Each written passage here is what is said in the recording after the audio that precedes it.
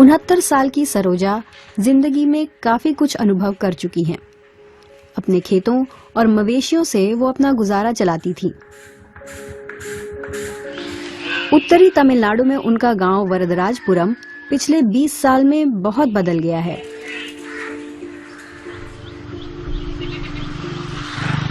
आधुनिक एक्सप्रेसवे अब इलाके को राजधानी चेन्नई से जोड़ते हैं। बहुत सारे मकान बन चुके हैं। एक वक्त ऐसा भी आया कि खेती के लिए जगह ही नहीं बची।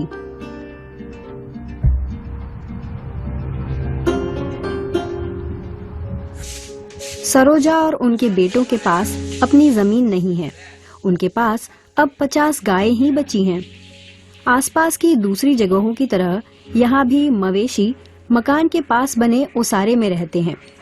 उनका चारा बाहर से आता है। दूध बेचकर रोजी रोटी कमा भी लें, लेकिन इस परिवार की मुश्किलें और भी हैं। हम लोग अपने खेतों में खाद के लिए गाय का गोबर डालते थे। अब तो यहाँ मकान ही मकान हैं। खेती होती नहीं तो गोबर भी पोखर में डाल दिया जाता है। समस्या ये है कि गांव में 900 से ज्यादा परिवार हैं।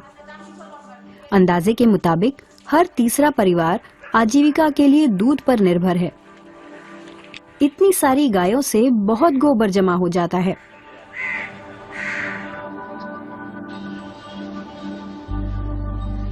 गांव में ही रहने वाले पकिरीसामी कहते हैं कि लोगों के लिए मुश्किलें खड़ी हो गई हैं। पानी भी गंदा होता है। बहुत सारा गोबर तालाब में गिरा देते हैं। वहाँ से ये खुली नालियों में बहकर उन्हें जाम कर देता है। इससे बारिश का पानी भी रुकता है, बीमारी भी पनपती है और मच्छर भी।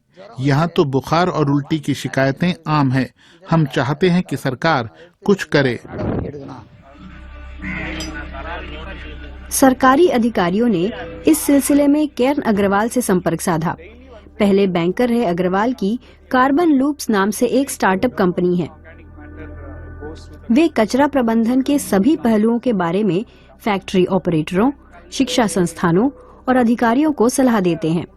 वरदराजपुरम गांव में भी उनका काम है। अधिकारियों ने हमसे संपर्क किया। हमने उन्हें बताया कि गांव में बिजली के लिए कचरे का सकारात्मक इस्तेमाल कैसे किया जा सकता है। स्टार्टअप कंपनी को बायोगैस प्लांट बनाने का ठेका दिया गया। सरकार ने भी इसमें करीब 6 करोड़ रुपए लगाए। इस संयंत्र के जरिए अब हर रोज करीब 1.5 टन गोबर की प्रोसेसिंग हो जाती है। डेयरी किसानों को बड़ी राहत मिली है। समुदाय के बड़े बुजुर्गों का कहना है कि अब गोबर हटाने की समस्या दूर हो गई है। हम लोग हर घर से गोबर जमा कर संयंत्र में डालते हैं। उससे बनने वाली गैस खाना पकाने के काम आती है। उससे बनने वाली बिजली जनरेटर में काम आती है। इस बिजली से हर रात 100 से 150 स्ट्रीट लाइटें आराम से जल जाती हैं।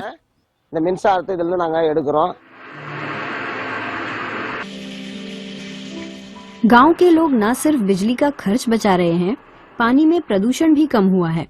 बिजली में उनके 1 से 1.5 लाख रुपए खर्च हो जाते थे। अब 1/3 कम का खर्च आता है।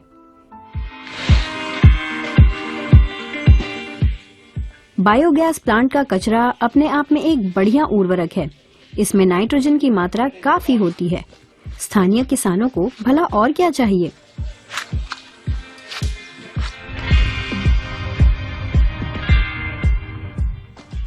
गांव से करीब 1 घंटे की दूरी पर जैविक खेती करने वाली किसान गौरी अपने खेतों में यही उर्वरक डालती हैं। वरदराजपुरम गांव की गायें ओसारे में बंधी होती हैं, इसलिए वे सड़क किनारे कूड़ा करकट चबाने से बच जाती हैं। खाद अच्छी है, अच्छी पैदावार मिल रही है। ये गौशाला से आ रही है तो साफ है, इसे डालने से फसल अच्छी हो जाती है। कचरे से बिजली पैदा करना सिर्फ गाय के गोबर पर लागू नहीं होता। कार्बन लूप्स कंपनी ने दूसरी नगर पालिकाओं में भी इसी तरह का प्लांट चालू किया है। वहाँ की समस्या अलग थी। इस समय बाजार से 1.5 टन खाद्य कचरा, जिसमें सब्जी और होटलों का बेकार हुआ खाना भी शामिल है, सबको जमा कर इस ठिकाने पर लाया जाता है। इसे बायोगैस प्लांट में डाला जाता है और उससे बिजली बनाई जाती है। दोनों बायोगैस संयंत्रों का असर एक जैसा है। वे पर्यावरण को बचाते हैं और ऊर्जा उत्पादन कर लोगों के जीवन की गुणवत्ता बढ़ाते हैं। पक्केरी सामी जैसे किसान अपने गांव में बायोगैस प्लांट में काम करते हैं।